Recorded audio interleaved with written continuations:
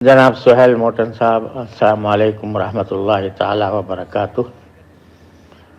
مجھے آپ کی دعوت موصول ہوئی اور یہ معلوم کر کے بہت خوشی ہوئی کہ حضرت مولانا طارق جمیل صاحب کے نام پر آپ جو تجارت شروع کر رہے ہیں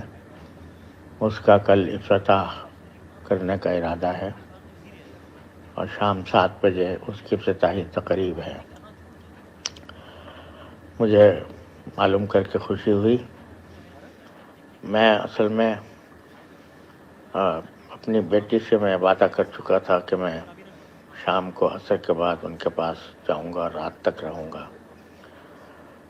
اور یہ عرصے دراز کے بعد، مدتوں کے بعد میں نے یہ وعدہ کیا تھا۔ اس لیے وہاں حاضر ہونے سے بھی اس لیے بھی معذور ہوں کہ اسے طبیعت بھی کچھ ناساز ہے، اور بیٹی کے ہاں جانا بھی اسی شرط کے ساتھ ہے کہ طبیعت ٹھیک رہے، اور وہ گھر میں گھریلو ماحول میں اتنا تعب نہیں ہوتا، مجمع میں یا تقریبات میں جانے سے تعب زیادہ ہو جاتا ہے۔ اس لیے میں حاضری سے تو معذور ہوں، لیکن اس صوتی پیغام کے ذریعے اس تقریب میں شرکت کر رہا ہوں۔ پہلی بات تو یہ ہے کہ الحمدللہ آپ کی اس سے پہلے کی تجارتوں کے بارے میں بھی آپ سے معلومات ہوتی رہتی ہیں کہ ماشاءاللہ آپ دین کی حدود میں رہ کر تجارت کرتے ہیں، اور پھر تجارت کے منافع میں سے الحمدللہ آپ کو دینی اور فلاحی کاموں کے اندر حصہ لینے کا بھی خاص ذوق ہے۔ اللہ تعالیٰ اس میں مزید ترقی عطا فرمائے۔ اور یہ جو نیا کاروبار حضرت مولانا طارق جمیل صاحب مدظ الہم کے نام سے جو شروع کیا جا رہا ہے، اس کے بارے میں مجھے آپ نے یہ بتایا تھا کہ یہ محض ایک کاروبار ہی نہیں ہوگا، بلکہ اس کے اور بھی بہت سے فلاحی مقاصد ہیں۔ تو تجارت اگر حلال طریقے سے کی جائے، اللہ تبارک و تعالیٰ کے احکام کے مطابق کی جائے اور اچھی نیت سے کی جائے، تو یہ بھی بہت بڑا ثواب کا کام ہے۔ التاجر الصدیق الامین مع النبیین والصدیقین والشہداء والنبیین والشہداء والصالحین، او کما قال صلی اللہ علیہ وسلم۔ آپ نے یہ فرمایا ہے کہ سچا اور امانت دار تاجر آخرت میں انبیاء کرام اور شہداء اور صالحین کے ساتھ ہوگا۔ تو یہ اس سے بڑی اور کیا فضیلت ہو سکتی ہے؟ سچائی اور امانت داری کے ساتھ تجارت کرنے کو آپ نے اتنا بڑا درجہ عطا فرمایا۔ اور دوسرے یہ نبی کریم صلی اللہ علیہ وسلم کی سنت بھی ہے، کیونکہ آپ نے بھی تجارت فرمائی تھی۔ تو اتباع سنت کی نقطہ نظر سے اگر کی جائے تو انشاءاللہ اس میں اور زیادہ برکت اور زیادہ فضیلت ہے۔ اس کے علاوہ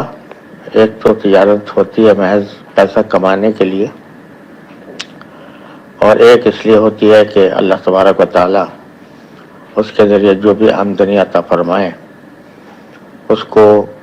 اللہ تبارک و تعالیٰ کی رضا کے مطابق ایسے کاموں میں صرف کیا جائے جس سے اللہ تبارک و تعالیٰ راضی ہوں، اور اس سے دوسرے لوگوں کی مدد بھی ہو، اور دین کو اور دین کے پیغام کو آگے بڑھانے اور دوسروں تک پہنچانے کے لیے بھی اس منافع کو استعمال کیا جائے، جیسا کہ آپ نے مجھے بتایا تھا کہ انشاءاللہ ایسے ہی نیت ہے۔ تو انشاءاللہ یہ بہت بڑے اجر و ثواب کا کام ہے۔ بس اصل بات یہ ہے کہ جو کام بھی ہو اللہ تبارک و تعالیٰ کی رضا کامل کے خاطر ہو اور اس میں نام و نمود، شہرت، دکھاوے، ان چیزوں کی طرف التفات نہ ہو، بلکہ اصل مقصود اللہ تبارک و تعالیٰ کو راضی کرنا ہو اور حلال طریقے سے کما کر اس عام کمائی کو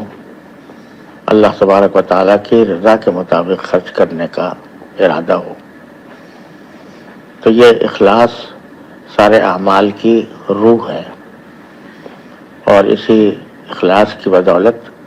اللہ تبارک و تعالیٰ مٹی کو بھی سونا بنا دیتے ہیں۔ تو میری دل سے دعا ہے کہ اللہ تبارک و تعالیٰ آپ کے اس کام کو، جس کا آپ آج افتتاح کر رہے ہیں، مبارک فرمائے، کامیاب فرمائے، اور ساتھ ہی اخلاص کے ساتھ اس کو انجام دینے کی بھی توفیق عطا فرمائے، اور اس کے لیے جو مقاصد آپ کے پیش نظر ہیں، جو نیک مقاصد آپ کے سامنے ہیں، اللہ تبارک و تعالیٰ ان مقاصد کے حصول کے لیے بھی خصوصی توفیق سے نوازیں۔ حضرت مولانا طارق جمیل صاحب دعوت برکاتہم ہمارے